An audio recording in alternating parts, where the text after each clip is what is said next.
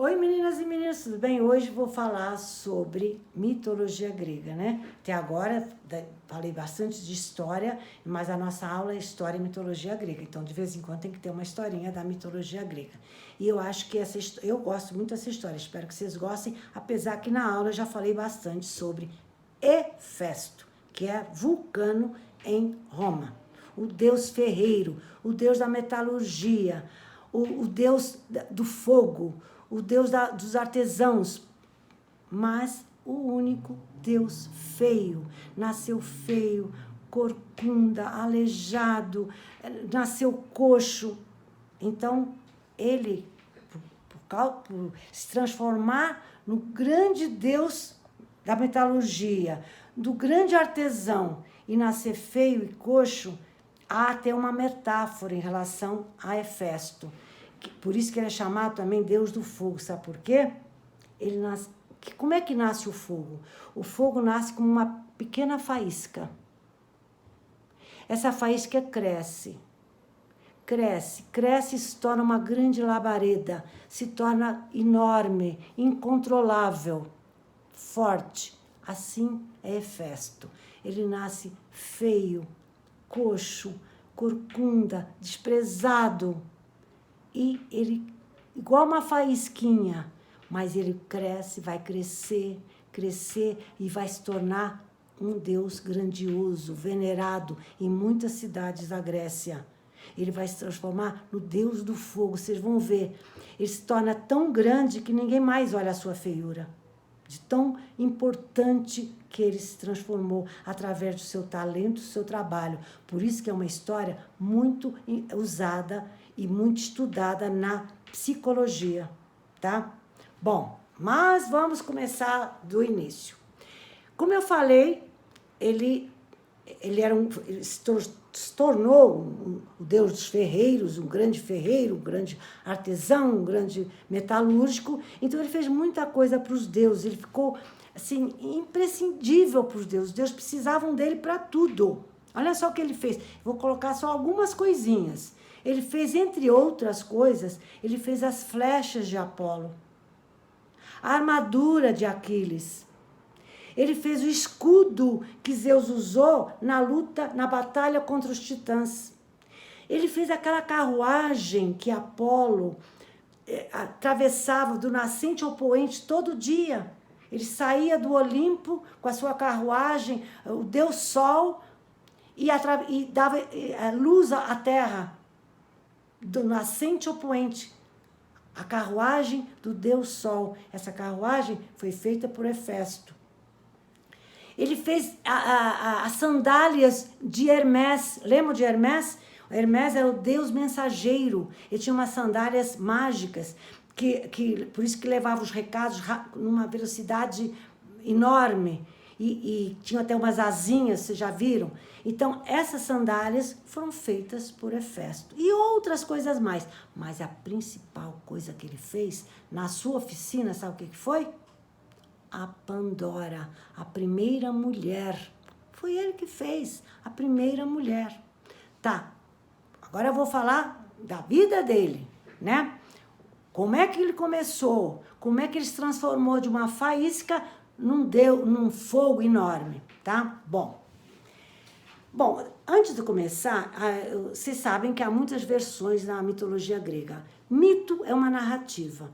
Começaram pela oralidade, então foram se transformando, cada autor tinha uma versão, né, de acordo com a época do próprio autor. Por exemplo, Homero, na sua Ilíada e Odisseia, tem uma versão. O Hesíodo, na sua Teogonia, tem outra versão. Na oralidade, outras versões, e assim por diante. Mas eu vou escolher aquela que é mais comum, mais aceita, mais divulgada, né? Bom, então vamos ver a origem, o nascimento de Hefesto, ou Vulcano em Roma. Como eu falei, ele nasceu no Olimpo, era um deus. Ele era filho de Zeus e era os deuses principais do Olimpo. Como eu falei, ele nasceu feio, coxo, corcunda. E aí a mãe, olhando aquele filho, vendo que ele ia ser motivo de chacota, de riso, de humilhação para ela própria, ela não aguentou, pegou no filho e arremessou dos céus, arremessou do Olimpo, jogou fora do Olimpo. E aí ele foi caindo, até chegar, acho que demorou 9 dias, para chegar no mar Egeu. No mar Egeu, onde foi encontrada por Tétis, uma das 50 Nereidas. Vou falar das Nereidas e da Tétis. Antes de Poseidon, o deus dos mares, quem mandava nos mares, quem era o deus dos mares, era Nereu, que é um titã. Ele casou com Dóris, e desse casamento nasceram 50 Nereidas, 50 jovens belíssimas que encantavam a todos que as conheciam.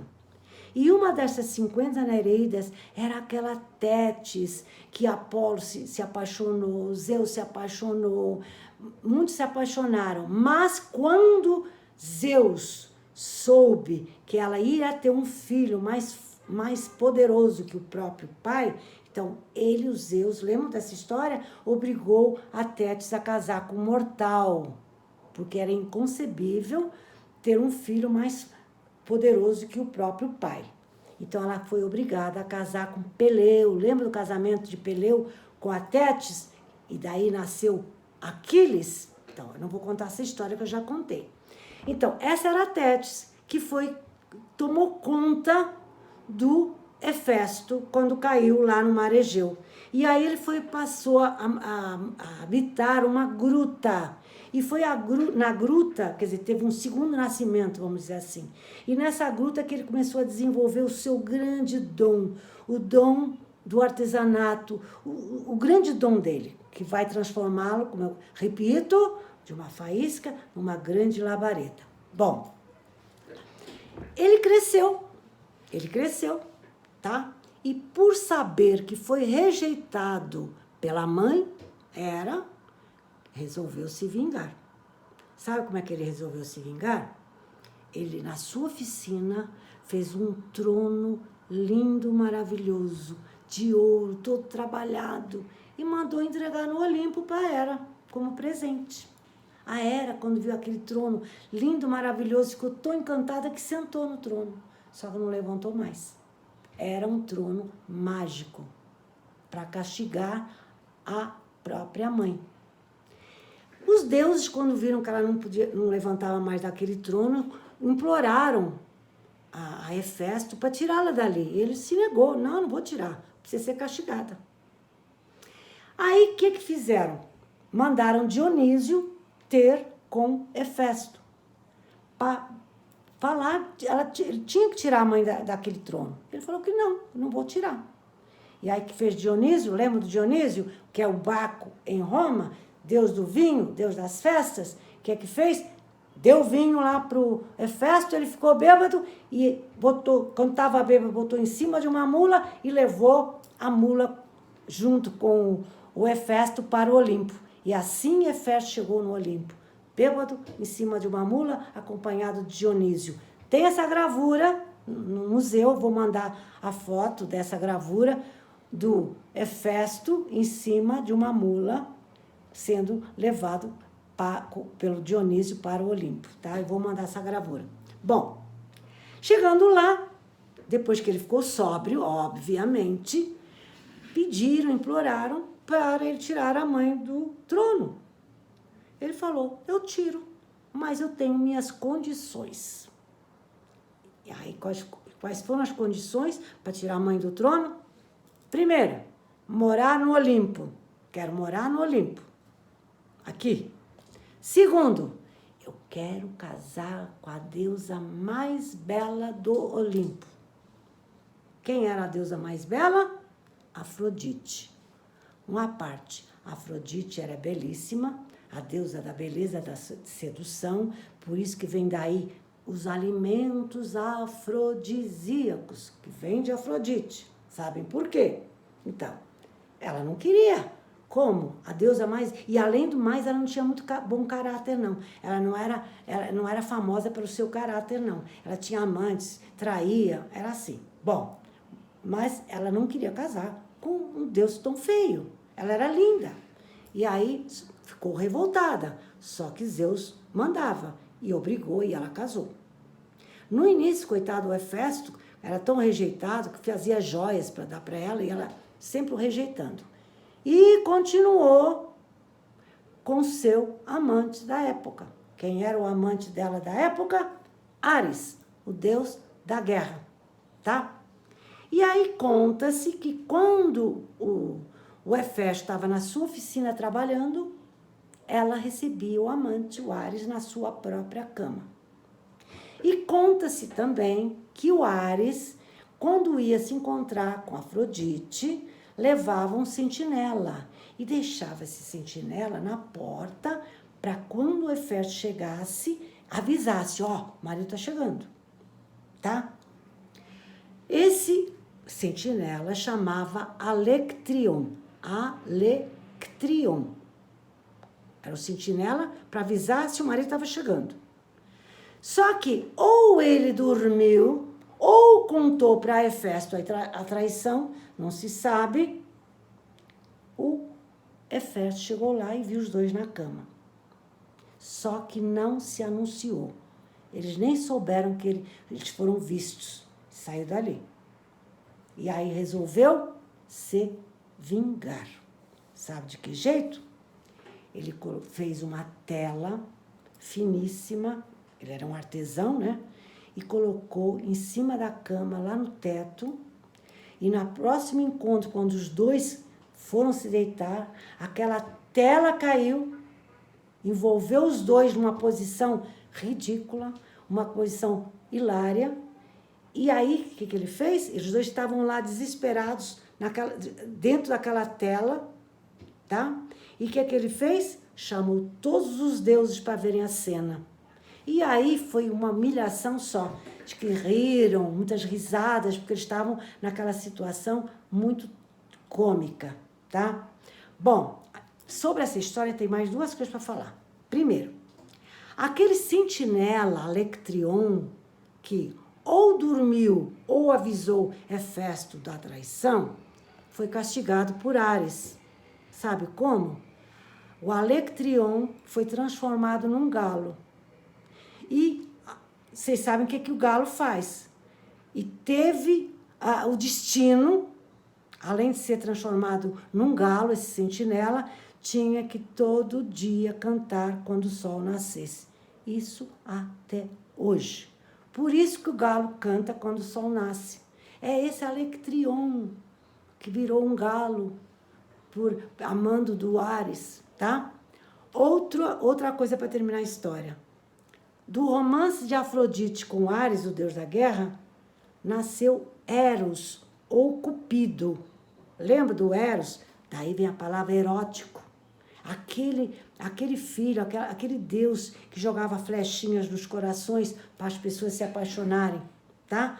Por isso que é erótico. Bom, agora a principal obra na sua oficina de Hefesto foi a Pandora, a primeira mulher. E sabe como é que aconteceu? Por que vocês devem lembrar, sim, mas eu vou repetir, porque muita gente pode não lembrar. Bom, conta-se que Zeus, lá nos primórdios, quando ele virou Deus, né? Ele fez os homens e os animais. Mulheres não. E aí, o que ele fez? Chamou Prometeu, que era um titã, deu uma caixa enorme e disse assim, olha, acabei de fazer os homens e os animais. Você pega nessa caixa e distribui o que está dentro da caixa entre os homens e os animais. São os atributos, características, etc., que cada um tem que receber. O Prometeu tinha um irmão chamado Epimeteu, que quando ele viu essa tarefa, ficou louco. Ah, irmão, deixa eu fazer. O Epimeteu. Aí o Prometeu deixou. E aí o Epimeteu, que é chamado o estouvado, entre aspas, começou a distribuir tudo pelos animais. Asas, pelos, garra, velocidade, tudo. Deu tudo para os animais Quando olhou a caixa, estava vazia, não tinha nada para dar para os homens.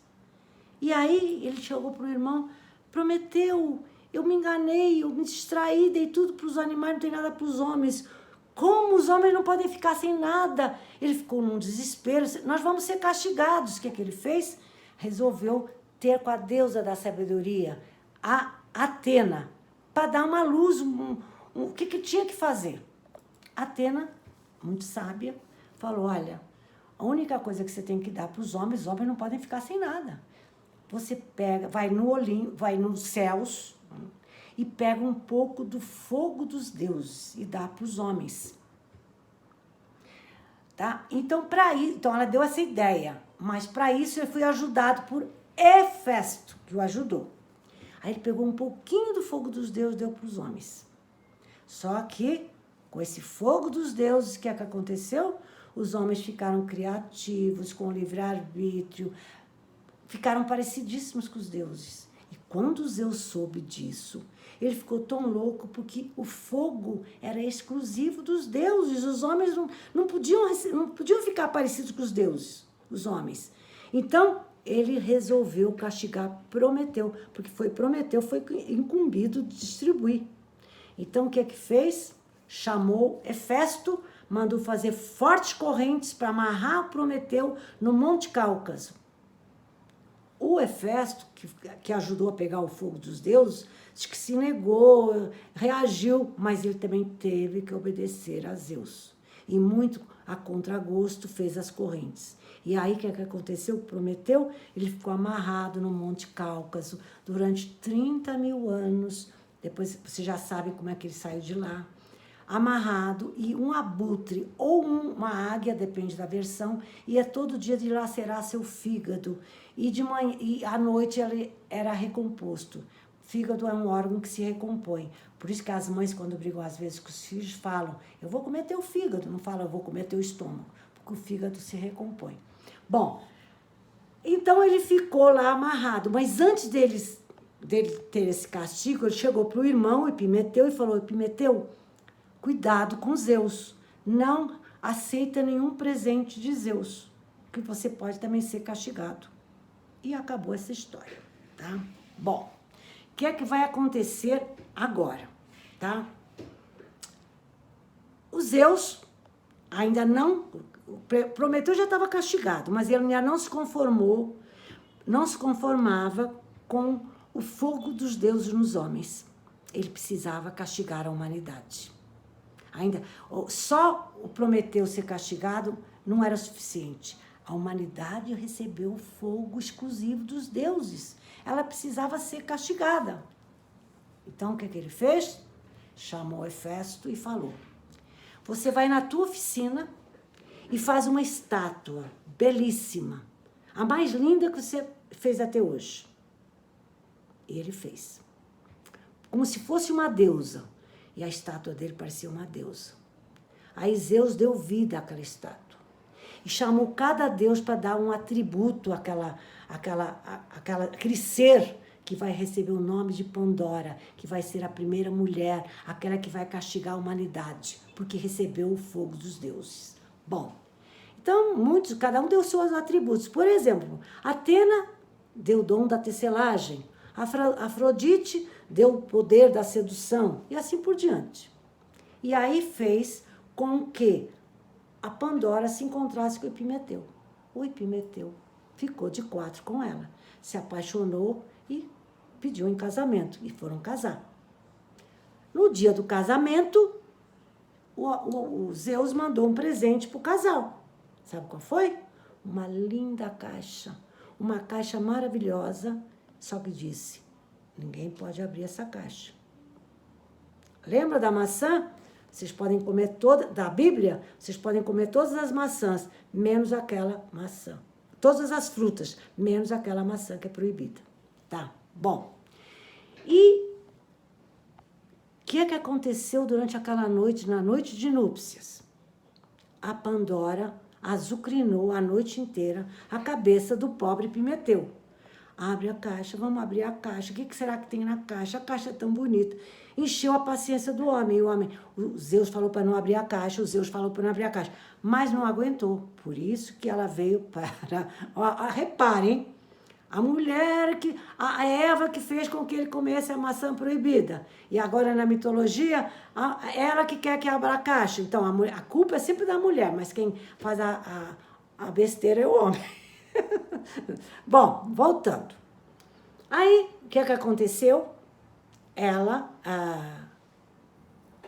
abriu a caixa, mas o Pimeteu falou assim, abre, mas bem pouquinho, bem pouquinho. E ela abriu bem pouquinho a caixa, mas quando abriu bem pouquinho, saiu de lá todos os infortúnios da humanidade. Guerra, traição, doenças, infidelidade, tudo foi espalhado pela terra. Assim como aconteceu com Adão e Eva. Quando eles comeram a maçã proibida, foram expulsos do paraíso e conheceram todos os infortúnios da vida. E assim aconteceu na caixa de Pandora. Quando abriu a caixa, saíram de todos os males, foram espalhados pela terra. Só ficou lá um, que é a esperança, né? Bom, o objetivo daquela caixa, o objetivo da Pandora, então, foi punir a humanidade, tá? Bom, o mito de Hefesto, já falei para vocês que é uma narrativa, contribuiu muito para a psicologia analítica, a psicologia em geral, a psicanálise, né? Pelos conteúdos simbólicos, com muito forte, de forte significação, tanto psíquica como social. Olha só, por meio do trabalho, agora vocês reparem, por quê? Por que foi tão estudado e continua sendo estudado o mito de Hefesto? Porque, olha só, ele nasceu feio, rejeitado, e através do trabalho, através do seu talento, houve uma compensação para a sua imperfeição física. Então, para finalizar essa história, eu vou só colocar os tópicos, tá? Só para finalizar. Os gregos cultuavam a perfeição do corpo e da beleza. Hefesto nasceu feio, coxo, aleijado. A deficiência física na Grécia era considerada grotesca, humilhante.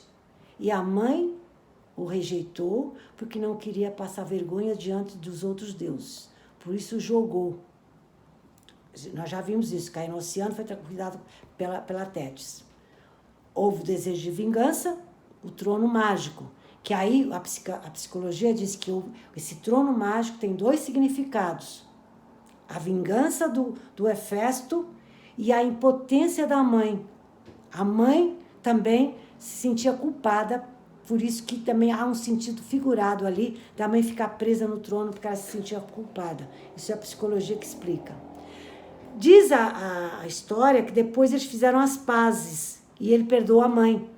E até a defende quando o pai faz grosserias com ela. Que até o pai fica muito bravo com ele, em várias ocasiões. Então, enfim, para terminar a história, Hefesto, da imperfeição física, vai para a perfeição artística, onde cria obras belas, úteis e perfeitas. Da gruta, ele vai renascer no Olimpo, onde todos os deuses o passam a venerá-lo por seu talento. Não rejeitam mais sua feiura, nem reparam na sua feiura. Então, concluindo, segundo frase da própria psicologia, nós podemos ter vários renascimentos. É só descobrir cada um seu talento. Tá? Espero que vocês tenham gostado. Tchau!